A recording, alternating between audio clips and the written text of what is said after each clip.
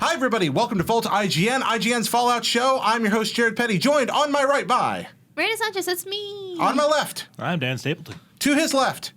Sean Finnegan. To his left. I'm Brendan Graber. Excellent. Let's talk about Fallout. Now, there's a special rule we're going to invoke for today. People worry about spoilers. So, today we're going to try to keep things above the plunging Nick line. That's in the Nick Valentine. I'm proud of that pun because I don't get many puns. Dan's really good at puns. Dan, you make some good puns. Me do good puns. He do good pun, yeah, occasionally. But yeah, so we're going to try to keep things above the Nick Valentine area of the story. That's the main story. We're not going to talk much past Nick. We're going to talk a little about factions today, but we're going to keep it nice and nebulous and safe. So it's all the mild spoiler territory to keep you well protected, protect those virgin ears. Everybody ready?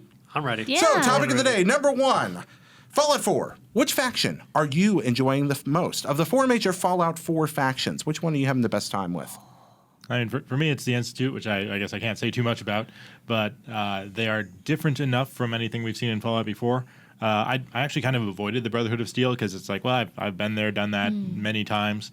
So it's like, hey, what's new and exciting in the Institute? And there's some interesting stuff in there. Okay, yeah, the Institute is markedly different than any other Fallout faction before, and we're not going to spoil why that is. But the Institute is They're really aliens. cool. No, they're not aliens, Dan. Spoilers. People don't. You They're tricked alien me. robot No. Deathclaws. Yeah, What if they they're are. actually all sheep? They are not sheep. They are not aliens. I can That'd say be fine. that much. Goats? What about you, Miranda?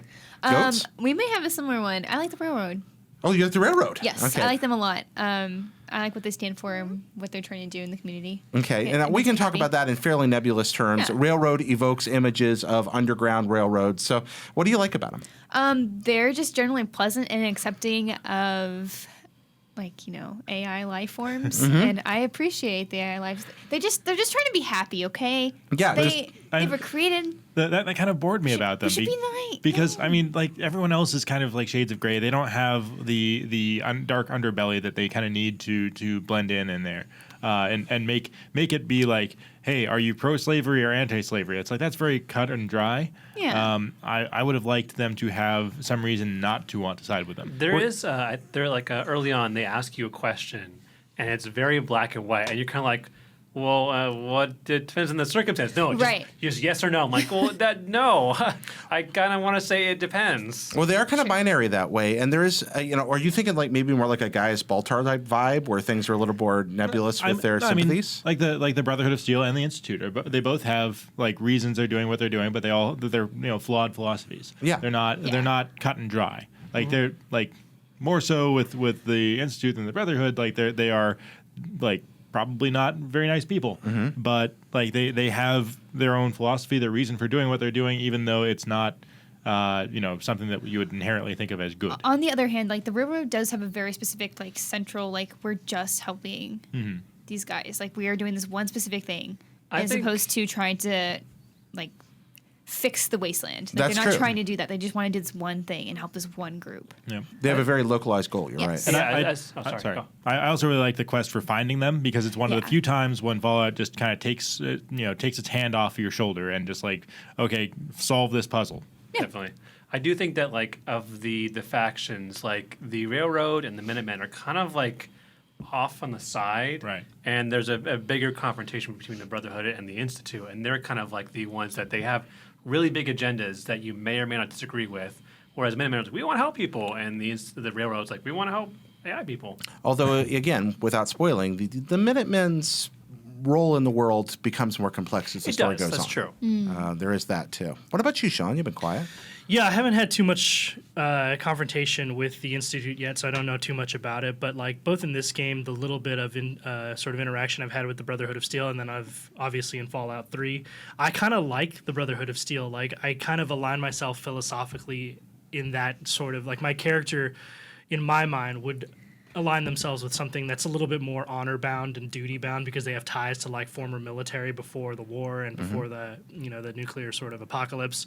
And I think, like, while a lot of like atrocities can be attributed to that philosophy, I think that that's something that, like, me personally, I like kind of involving myself with. So that's the faction I kind of see myself being aligned with. The Brotherhood is definitely still kind of a knight in shining armor faction, except In this one, they're much darker than they were in 3. Like in 3, they were just pure good, which was a little bit dull. It was, and because that story was much more like, okay, you are going to side with the Brotherhood and you are going to destroy the Enclave. This one is, you got more freedom to decide what you're going to do, which makes it nice that the Brotherhood is much more selfish. Like they are going back to their roots in Fallout 1 and 2, where they're much more about kind of hoarding technology for themselves and deciding who doesn't deserve this advanced stuff, which is it's not necessarily the most kind-hearted thing. They're not militaristic despotism. Yeah, I mean you give like parents like we're doing this for your own good. Yeah, that's literally a thing that they type on a terminal. Like we took out one of the scribes and she was on a field mission, and whenever you go to access the terminal after her, she's like, this like data is encrypted for your own good, essentially, like from the Brotherhood of Steel. It's like, oh, okay. Yeah, what about like that? And that to me gives them a great dimension that they really lacked in 3. What about you, Brendan? What faction are you going with? So I like the Railroad, but not for their standpoint. I mean, it's kind of fine. I'll go with that. But I like how they operate. It is very cloak and dagger. Yeah. It is like reminds me of like Cold War era like spies. Like they have dead drops, they have code names, they have like these secret locations, and like the way they communicate. It's just so much fun, and being able to see like where they put these like dead drop locations. You can find caches all over the world, and you won't notice unless you've already been initiated and you kind of see like a little marker of like, hey, these are where things are, and you'll know like, oh wait, I know what that is, and you go investigate and get some free items. That's excellent. Tweet at us next week and remind me, guys. Just say, remember code names. I don't want to spoil code names. We'll talk about it next week because that's a fun moment. The Institute is very cloak and dagger as well, though. That's true. Like I really like Even how they're more so, though. Yeah, I like how they're portrayed as a boogeyman no one really knows exists. Yeah, we got to be. We know that. Yeah, I mean, you run into that early in the story, like that's that. But how that actually works? Anyway, save that for later. All right, moving on. Next one. Okay, so Fallout 4, it's fun, it's games, but it's not all fun and games. So I ask you, friends, what is one thing each of you would change about Fallout 4? Can I go first? Oh, sure, why not, right. Dan? I mean, one of the things that I miss about Fallout 1 and 2 is that there was very rarely a location you would arrive at where there wasn't where people would just attack you and you have to fight your way through.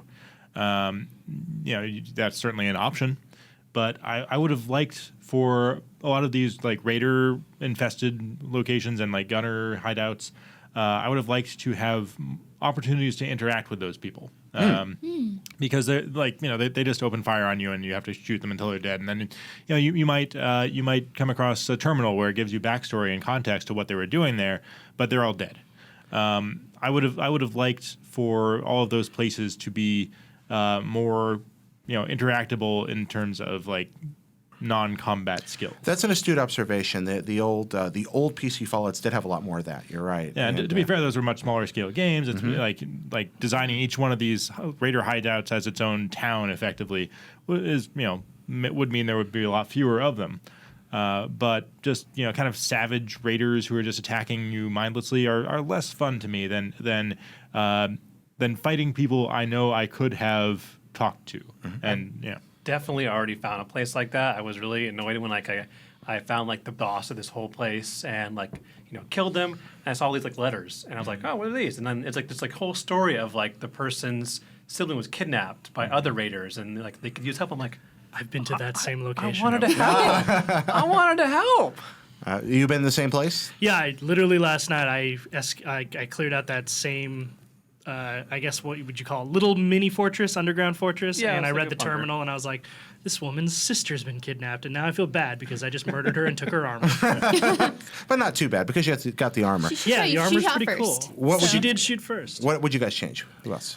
I would like to have furniture available in shops. Oh, you want to be able to? I want to buy furniture, like specially made furniture from vendors. So you want Hobby Lobby. You want IKEA. Yeah, let's forget Hobby Lobby because they're atrocious healthcare things. But I want thing, like legendary, like cool furniture, special couch. things. Yeah, that's what I want. It's like a weird dimension, but I just like that kind of extra, +5 effort for comfort. it. Someone mod IKEA into this Someone game, just make The please. Sims in Fallout. Like, that'd be cool. We're dangerously close as it is. It's I just a couple know. more mods away. Yeah, that's I- definitely going to happen. I mean, they're going to Yeah. add that stuff in expansions. I'd bet you $1 right now. Like, I really enjoy finding the books and magazines that are scattered and just trying to hunt them down and find more items. But there are some things like, I just want this one special thing I have to get from like this one person. Like, I think that's kind of cool. I think it's Collectible rad. furniture Right. would be a really cool Yeah. thing. Yeah. What about you guys? I've said it a couple of times before, but I really think the thing I would change was nothing against the voice actors for this game, but I would remove the voice protagonists. I think it just limits the dialogue so much to where we have just yes, no, what, and sarcasm. And as a person who enjoys sarcasm, having a bracketed sarcasm tag alone just fills me with cringe because there are so many types of sarcasm. You can't boil that down into just one word and to know what it's going to be when you say it. It could be like, very minute sarcasm. It could be like over the top of your head sarcasm. You demand sarcasm submenus. Sure, or just at least having options that kind of tell you what you're going to say. And people have already started to mod that, like, Yeah. being able to say, but like having more than 4 options or being able to kind of pursue more dialogue. Like, half the time I'm like, hey, Nick, hey, Guy. And they're like, hey, what's up? That's it. I'm like, I kind of want to talk to you. Like, even the people on Sanctuary, I can't really talk to them at all. And I'm like, I think it's kind of limitation of what you can actually say because of the voiced lines and the things that you can respond to. Like, I think there's avenues for more nuanced dialogue, but it was kind of sidelined for the voice. Yeah, Cool. I think a lot of the sacrifice they made there was losing the special stat specific or skill specific dialogue, where it's like, oh, you have, like in New Vegas, for example, it's like, oh, you have a high survival skill. You've got the opportunity to do something that would make use of that skill that you wouldn't be able to do if you didn't develop that skill. Sometimes going along on that idea, I've accidentally pressed dialogue options and been like, your persuasion attempt failed. And I was like, I didn't know that that's what I was trying to do. Like an indicator would have been awesome. That's a colorblind thing, actually. Really? Yes. Yeah, they're, they're color colored. yellow and red. Yeah. Are you Okay. colorblind? I am colorblind, Oh. yeah. Right. So if you can change the color of your Is HUD. there a colorblind mode, though? You can Any you can options? change the color of your HUD. Fix it, So Bethesda. I think there is a colorblind mode. I'm not sure. I haven't checked. I'll have to look into that. But yeah, there are ways you can fix that. Oh, that's fantastic. What is that? What you would change, Sean, or anything else? No, so what I was going to say is when I think about changing things in games, I usually boil it down to something that puts me off. And I haven't played enough of this game to really cite something as far as the story or the context or the overarching world. So what it boils down to me, the thing that's bugged me the most in the first 20 hours of playing it, which is about how far I am now, is optimization. Like, many people have actually told me that the Xbox One version, between the two console versions, seems to be the superior version. And a lot of what I've seen on Twitter, and this is totally anecdotal, not scientific, more of the bugs and glitches seem to be on the PS4 version. Yep. Haven't really heard anything about PC. But Real nice. yeah, I imagine. But it can get kind of framey on the Xbox version, which again, in an RPG, I'm not overly sensitive to.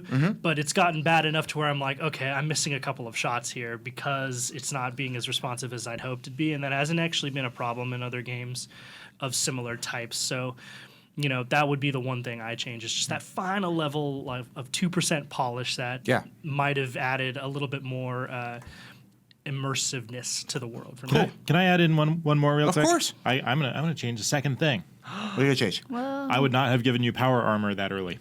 Oh, yeah. Like that, I think that whole thing. They give you power armor and put you up against Deathclaw within the first couple hours, which is.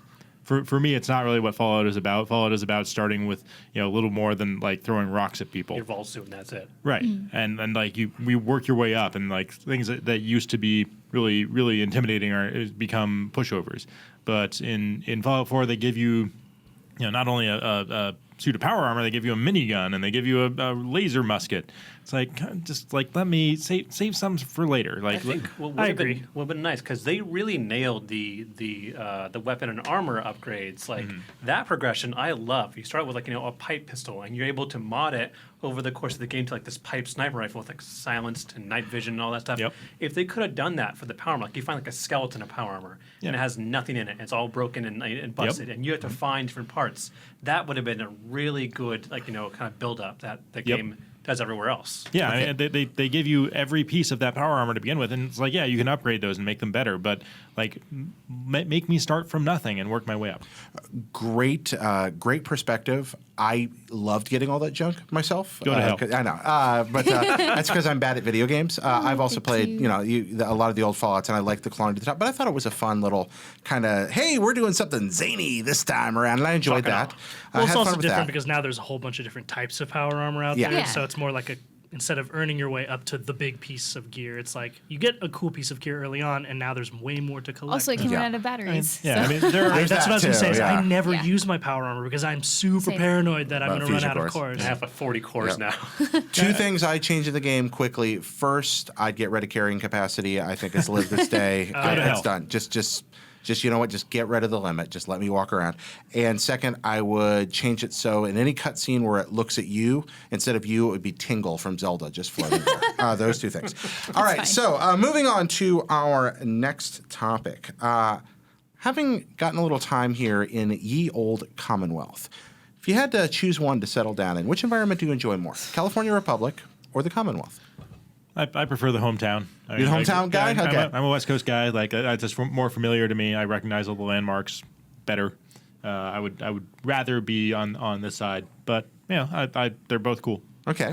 What? So it's just a hometown thing for you, the hometown vote. I mean, it's all about, and that's what makes Fallout so great for me in the first place, or a big part of it, is that it's a very identifiable environment. Like, it's like like a bunch of people say, it's like, oh, I would love to see like a European Fallout or a Asian Fallout or whatever. But I mean, for me, it is so intertwined with kind of that era of retro futuristic 50s America. 2077 or whatever you want to call it, but it's that vibe of it makes it so identifiable to me. It's like I can look around and see things that look familiar, and the more familiar it is, the better it is. Dan, are you saying you wish they could all be California ghouls? Yes, yes, I am. All right, cool, excellent. What about you, Miranda? I like the Commonwealth. Yeah, why the I Commonwealth? like the colors, for one. I also like the history. I think that's really interesting to see like what they still treasure and value in the Commonwealth. And history is a big thing, and I like history, so I think it's cool. I'm also big on history, and the first, stumbling onto something like Bunker Hill or the Constitution, I'm just like, I can talk about, I can just think mentally about the battle between the British forces and the militiamen in 1770. Okay, yeah, it's fun. Yeah, I like that Yeah, part so I a think lot. it's just fun that way. Absolutely. I'm going to side with you guys and say I prefer the Commonwealth as well, just because, like, kind of when it comes to tone, I think, like, that sort of American DNA kind of comes it comes through with greater clarity when you're talking about things like the Minutemen, things that we know to have been sort of involved with the founding of our country. And that ties in way better to me with, like, this retro 50s sort of music and stuff where we Yeah. kind of think about past America as it once was. And those kind of, to me, coalesce much more beautifully than the West Coast, which I kind of always identify with much more progressive ideals, things that are like traditionally non-American. What about the contrast between that, though, and, say, the advent of nuclear testing in the United States taking place mostly in the West? I mean, that's just a historical fact that I'm ignorant to. Okay, So fair it doesn't really play a factor. Because sometimes I feel like that's why some of that desert environment is supposed to be evocative of that Nevada testing that went on. I mean, even though the setting isn't all an overlap there, that's very much the birthplace of nuclear technology. I mean, for me, it's much more of a frontier thing. It's Yeah. old West plays an element in that. It's like it's a lawless The whole wasteland, and that's California Texas. Ranger thing, like 'cause they have Texas. in New Yeah. Vegas. that's Come on, Texas! That's where I'm from, so I'm just like, Texas! It really, for me, like as much as I love touring my my uncle, my cousin's hometown, Boston Quincy ruins, there's one thing I don't like: giant radiation storms. I'll take the West Coast. For that, those are amazing though. Like, They are those- amazing to look at, not amazing for your skin. Those, I mean, they're terrifying. Like, Exactly. That was the first time one of those happened was Yeah. awesome. That was a stalker Shadow Chernobyl moment for me. I'm just like, it's a blowout. It's a blowout. Get out of here. well, you've gotten used to the world being, like Miranda said, colorful, and then suddenly this savagery comes blowing in, and it's wonderful. I really enjoyed that. And it's colorful too. It's bright green. Yeah, it is. It's like not a good color. Not the green you want. Not a safe color anyway. Fallout. What are you wearing? And yeah, that's not meant to be evocative. or suggestive. Just what are you wearing? Only the best. I feel so bad. Only the best. Why do you feel so bad? So I feel You I'm install like, oh, that, maybe that Felicia. new mod. No, I'm playing on Xbox, so I haven't been doing the mods yet. Okay. And it's Felicia is your character. Felicia, I love her. She's still wearing her vault suit, which I've upgraded a little bit because it's like just great Under Armour. Okay. God, she looks like a dork. I'm just like, I am so sorry, but this is the best we have right now, Felicia. Just go. But I always carry, so she just has like I think it's like Commando. It's a legendary armor. It's like a helmet. Like it tucks in all her hair. The And combat armor? I don't think it's combat. It's something different. Yeah. But I got it from Brotherhood of Steel people. But anyway, yeah. So she's got this matching cap and chest piece, and then her armors are like her shoulder pads are just like god awful, and she just looks like a dork. Like it's really Queen of bad. trash. But yes, she's the queen of trash. But I do have like some good charisma stuff with her at all times. So like I have this nice hard dress and some like fashionable glasses. Like they're called fashionable glasses. Those and then like a nice hat. And so I have a pair of she those. sometimes looks good. What's your character's name and what are you wearing? Nice to meet Brendan. Okay. And I've always been kind of like a stealth character. I wanted to go full commando mode, so Whoa. I'm like Navy SEAls. And not wearing underwear. Yeah, I was gonna say that's no wonder. I was like, whoa, Yeah. whoa, wait a minute. Commonwealth naked version, but no, I have like military fatigues because I love the Under Armour. Yeah. It gives you like plus agility. They really are good. Yeah. So I have the military fatigues with the military cap and aviator glasses, and then a skull bandana, and Dogmeat has one too with the skull bandanas. And then I'm really partial to the shadow leather because when you mod it, it turns black. So I have black leather all over my fatigue. So I'm just like the best sneaking class ever. I did not know that the shadow armor changed like that. Yeah, when you some of modded your it. armor, the ones that you mod, will change. Like they'll Yeah. put spikes or studs in it. Yeah, I have Right. And then the shadow bunch turns of to black. I didn't realize it turned Dumb. black. That's yeah, rad. it's really nice. And then I have like I need silent that. stuff to go with that. So Navy SEAls. Sean, what are you wearing around? My character's name is Floyd Tufts. And I don't know. Sounds like a porn star. Does it? I don't know why I picked that name. Who's to but say he's that not? was not the intention. Aw. Yeah. I am currently wearing cage armor. That is what it is called. I got it literally last night. You're not making this better. That made Miranda giggle over there. She's breaking down. I pulled it off that one of these like raider bosses from inside that sort of little fortress thing that I excavated out last night, and it's pretty good. And like I said, I'm paranoid about using my power armor, so Yeah. I use that all the time. And it's cool. Like it's really spiky and metal, and it's got this big cage over my head.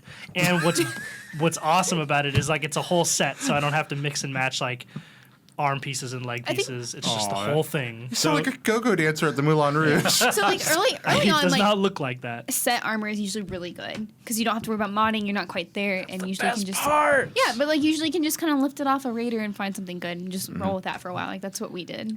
So all the time. I mean, I really enjoy mixing and matching. And my character, Yeah, me too. Yeah, my character at the end of the game, when I finished the story anyway, was wearing a piece of armor from each of the factions.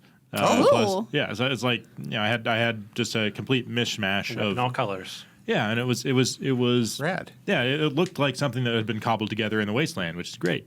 And it represented both my allegiances and stuff I had scavenged from my victims or my enemies. It was My victim. victims. Yeah. There were some victims. Yeah. They are that too. Yeah, Just a few. yeah. And that character I named Dan, but that's what I usually do on the first playthrough. But I started a new one, and it's interesting you named yours Felicia because I named mine Fallousha, Whoa. like Fallout. Fallout. Aw, Oh, that's good. Yeah, boo. Why'd you name yours Felicia? Because we, so the first character I'm playing was with my boyfriend. Like sometimes we play together. And when we do, we always have the character, and her name is Felicia. I thought it was so that when you left dialogue, people would be like, "Bye, Felicia." I just love that we had Brennan, Felicia, Dan, and Floyd Tufts. Yeah. But Tell me that's not the most menacing name. In his cage armor. My character, when I usually make a female character in a Bethesda game, I name her Oblivia.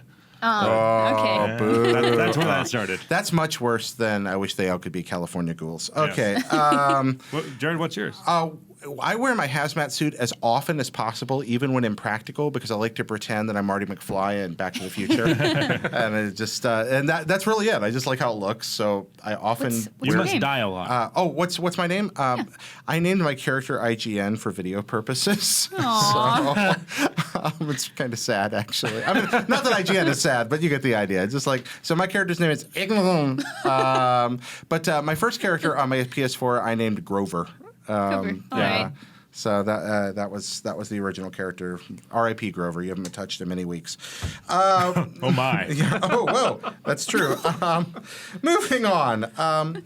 So Brennan came up the other day. We were talking about where Bethesda might go from here, where the Fallout franchise might go This was from a joke, here. by the way. And Brennan suggested World of Fallout Craft.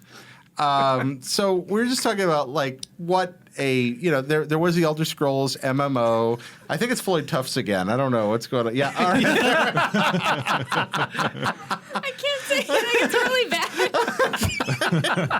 So Miranda's thinking perverted thoughts, everyone. All right, moving on. So there we go. I don't remember what we were talking about. World of Fallout Craft. Craft. That's it. There was ESO, which was a thing that happened, regretfully. But if we were going to do World of Fallout Craft right, what would it look like? Well, and Bethesda already killed Interplay's Fallout Online. They attempt, did. Yeah. So that's not happening. But They did. I wonder if you would bring that up. Yeah. Well, of course. I think it would have to be big. Like, it'd have to be like the continent of Coast to North coast. America. Yeah. Because, like, one of the cool things, I don't know, whenever I played so much. Sorry. I played so much World of Warcraft that, like, I can't compare any other MMO. I can't talk about any other MMO without saying like how it could have been better if it had just done what World of Warcraft did. Mm-hmm. But the best thing about World of Warcraft was that it presented you with this contiguous sort of world, but it was huge and expansive. It would take forever to get from one place to another, but you could totally do it. Like you could walk, you could fly, and I think like with a world like Fallout where there's so much lore and there's so many factions, like it would have to be huge and expansive in order to really give you the sense that like this is a wasteland that you're operating in and not just like a city-sized sort of area. Yeah. Would they have the budget to do it, I wonder? I mean, could you build a world that large? You I mean, it's been done, right? Yeah. Why wouldn't they be able to? I mean, for me, like I know this started as a joke between you, me, and Jared, Yeah. but to be honest, the best way to do this is not to do it at all. Okay. Because nothing kills lore like a MMO. And I say that with much love and respect for World of Warcraft. They killed that lore so terribly. It makes me cry sometimes. Like, the thing is that at the beginning of having your giant online persistent world that is built off of all the lore of this game, you have so much to work with, and there's so many iconic things and factions, and then you start going forward and having new ideas, and then you'd start killing those iconic characters, and Yeah. after a while you kind of get creatively bankrupt, and I think everyone hits it sooner or later. Sometimes you go back up, but after a while you've essentially destroyed what the previous games built up, and you kind of don't know where you're going. well, When if you you're can't- just like you the can't tell. nature of progression, you've now progressed beyond the framework of the lore. That's kind of World of Warcraft's problem. Well, I mean, part of the problem is that you can't tell a story where your and each individual character is the hero of it, Yes. because everyone is the hero.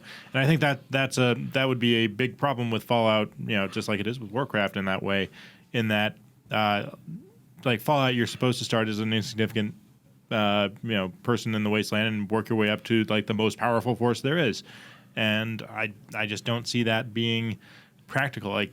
And you lose a lot of what makes Fallout by having the first few hours, say the first 20 hours, 30 hours, 40 hours of a Fallout Online is you working your way up from having nothing to having a suit of power armor and whatever, and then you're just trying to get a better suit of power armor, better suit of power armor, better suit of power armor. It's like that's not what Fallout is about for me anymore. Like that's just like any sci-fi MMO, it's like better power armor, better power armor, better power armor. What if you made it about player agency? I mean, that's the other, kind of cornerstone of Fallout. I don't know if this would work or not, but you're big on WoW. I'm from the other end of the world. I'm an EVE person, so which is all about player created content and spreadsheets. That's what I was just going to say. But that player-created end of it, for all the teasing Eve takes for being a number-crunching game, it really is a universe that's the adventures are mostly dominated by what people have built. And you really do start small and build up. But instead of it being about getting better and better stuff, it kind of becomes about being a more and more important force in that community. Could you make that work in Fallout or not? I don't know. I mean, I think it, like, in order to make what my sense of Fallout is work, it would have to be a permadeath game. Like, Yeah, like a DayZ. yeah, exactly. You would have to always be risking losing everything you have and going back to square one, and which of course everyone would hate. I mean, if you take it kind of more from like the Rust and like DayZ angle, it's not so much like here's this quest. It's like, what if you just make your own thing? Like you have tools and you can upgrade them, but then other people could come and just mess it all up. Yeah, I mean, Fallout is kind of at its core a survival game. Yeah. And I think that the online survival genre would fit it very well. And of course, one thing that an online game could pretty much never do is one of the most defining things of Fallout 3, New Vegas, and 4, which is VATS. Yeah. You can't do VATS. You can't pause weird. It would be combat. fine if it didn't have VATS, and this would thing. Cause Oh, it's so weird though. Like VATS is VATS so. for me is It just couldn't. It could still be there. It just probably wouldn't work exactly the way it does in Fallout now. It would be a different system. Yeah, I'm kind of fascinated by how that would work. Now I have gears in my head turning. Like That's your real-time- homework. How would VATS work online? Real-time VATS is it's a contradiction. You can't do it. To answer your question, I think you could make it work, right? Like, I just think it would take a much more brilliant designer than any of us in this room are, right? Like, I think anything can work. Any idea can work because it all comes down to execution. But, like, one of these things that World of Warcraft kind of changed that wasn't, at least as far as I know, prominent in MMOs before its time was that the idea of that the game really starts at the end game. Yeah. I think you could make Fallout work if you made it so that it was super, super difficult to get power armor. Like, when you get to power armor, that's 500, 1,000 hours in, and Which you're only makes- just getting Then there. you created Final Fantasy 11. That just makes a progression curve that everyone hates that you never get anywhere. well, Well, not Like, maybe necessarily, not, right? There can be armor sets and other cool gear to acquire on the way there. Like, power armor should be like, not, I guess, Star Wars Galaxies. Yeah, it should be like it sounds the too familiar Jedi to of the that. Jedi, and that man. wasn't a good idea. Yeah, that was an awful practice as well. I still remember one of my friends was just dedicated to the idea of becoming a Jedi, and like he never did it. He spent like 1,000 hours trying to become a Jedi, never could. There is another route again, and I keep going back to Eve because it's the best. And but so we touched on this. Making things precious is another way to make even if you can get to something very quickly, if you make it precious. This is something Eve does really well. It's not quite permadeath in Eve, but it's the last really expensive clone you bought that you revert to, which is a lot of gameplay time. And when your big precious ship gets blown up, it's the insurance payment, which is never nearly what it was really worth or what it took to put together. So there's huge loss. So if you make the power armor, kind of like in Fallout 4, precious and limited, maybe that's a way you do it. Yes, you get cool things, but you need to be careful with them. I mean, there are ships in Eve that there are only a limited number of them in all the galaxy, and they will never make them again. And if they're destroyed, and it happens every now and then, they're gone forever. And that's when you see those stories on IGN, like that time we ran, some person lost the ship that it took them like 5 years to work their way up to, and it was worth like $5,000 actual dollars. Yeah, it happens. Those Super conversions crazy. are always kind of wishy-washy. They are, yeah. All right. So now I think I've talked about how great Eve is enough. We'll move on. Back to Fallout. Hey, Fallout. What should you not do in Fallout? Things you've learned not to do. Advice for our audience. Thank you, audience, for watching and listening. What do you not do, guys? Play on a console. Play. Whoa! I mean, at least Dan, PS4. okay, beyond the pithy joke. Why do you say? I mean, SSDs make all the difference in load times. Load times on And consoles.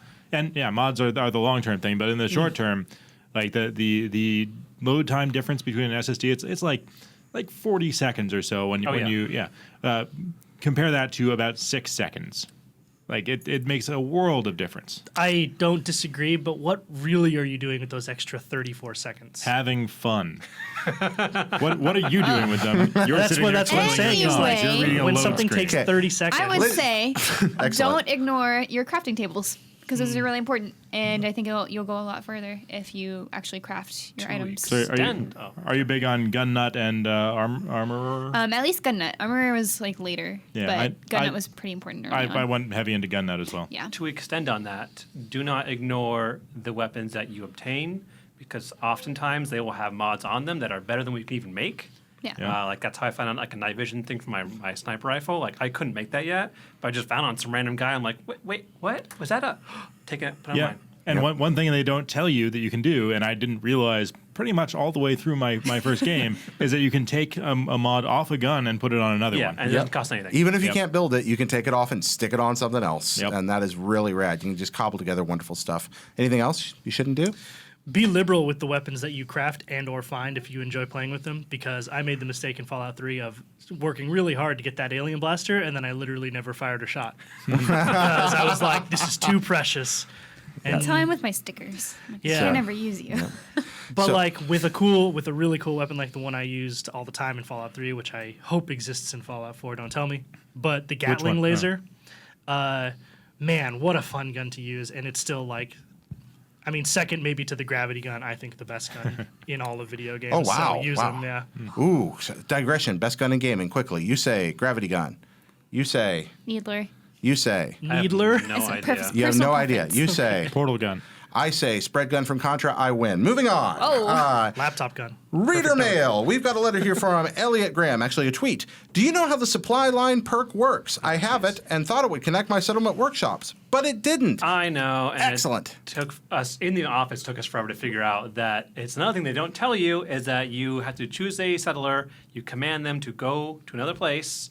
They will walk over there. You'll see a line in your map. But when you get to that place, you won't actually see the stuff in your workshop. It's only when you go into build mode and place an object, you'll see that has a parenthesis of how many you can build.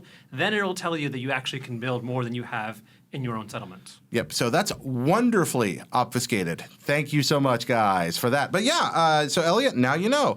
We got another one here from Danny. We meet at last. Now that would be ominous, and there's no picture here on my paper, but the picture is awesome. It's a house with a 16-bit lit up pixelated Mario on top, made entirely out of light blocks. That's that he awesome. did. Yeah, he's perfect too. I mean, wanna do perfect to that. scale Mario.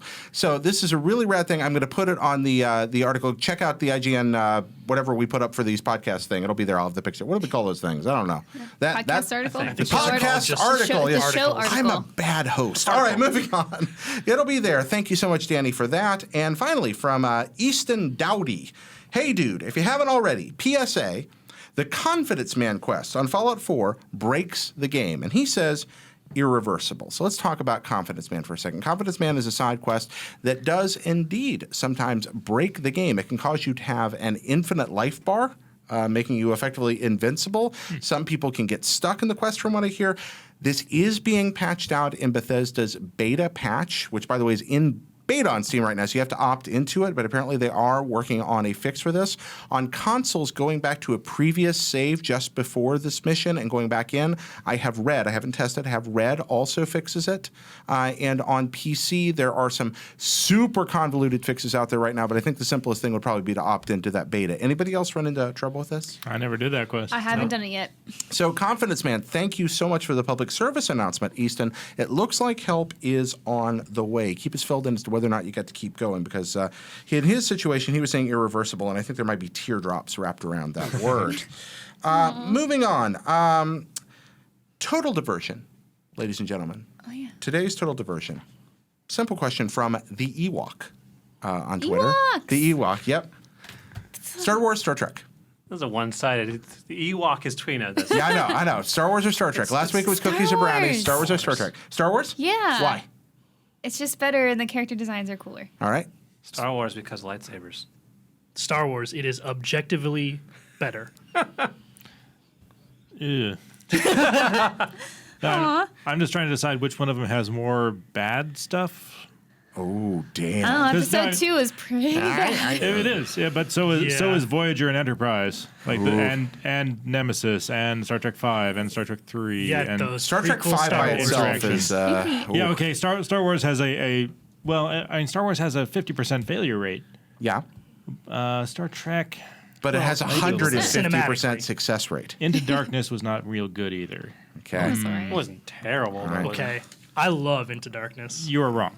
It's not the best plot. I thought you were objective on that. So far, Star Trek, everything No, sucks. Star Wars. No, Star Wars. No, it's Star Wars. Whoa, Oh, what am I whoa. saying? Oh, my goodness. It's like that Use the Force Harry picture with Captain Picard on it. Yeah, okay, so Star Wars, Star Wars, I guess Star I'll Wars. have to go Star Wars. Star Wars, Star Wars, Star Wars, Star Wars, and it's a clean sweep.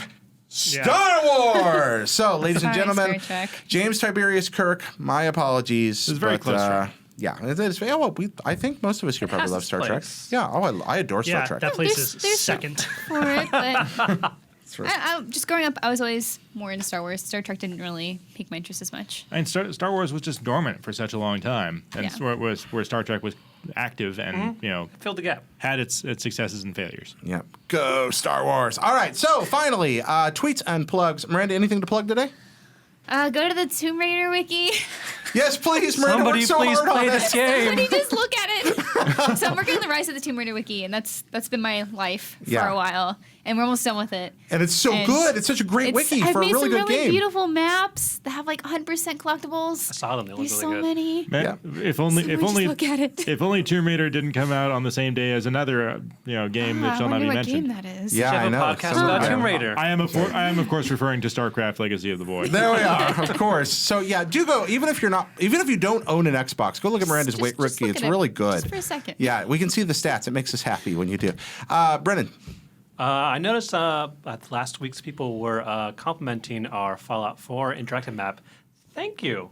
I worked really hard on that. So thanks. Check it out if you haven't already. It's got pretty much everything you want to see in a map. It's got locations of power armor and books and bobbleheads and every location that we know of on that map and some hidden ones too. If you want to help out, if you want to look at it, go for it. All right, Sean. Anything to plug?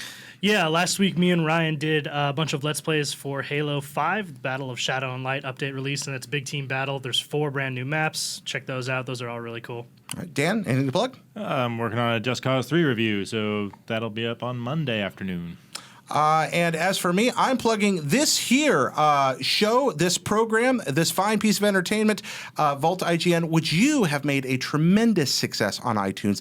Thank you so much for listening, everybody. The audience response has been overwhelming to the point of just being humbling. I cannot thank you enough. Thank you also for watching. Please continue listening. Please continue watching. Then take it home and have your mom watch it, and then ask her to have her sister watch it, and then Try maybe tasting your it, next door too. neighbor. Yeah. So please continue listening. Please continue watching because then we get paid, which is really cool. Also, it helps out if you go and give it a rating. What rating should you give it? The proper rating is 5 stars. Some people say less than 5 stars is okay. If you don't like our show, well, that's probably the honest thing you should do. But I hope that you like it 5 stars much because that also really helps. Anyway, again, thanks so much. That's the plug. I am Petty Comma Jared, which, by the way, is the address that you should send your questions, comments, and various show segments to. Miranda Sanchez is. And Havoc Gross, and that's Havoc with a K. Brennan Graber is. I'm at Raga_Fraga.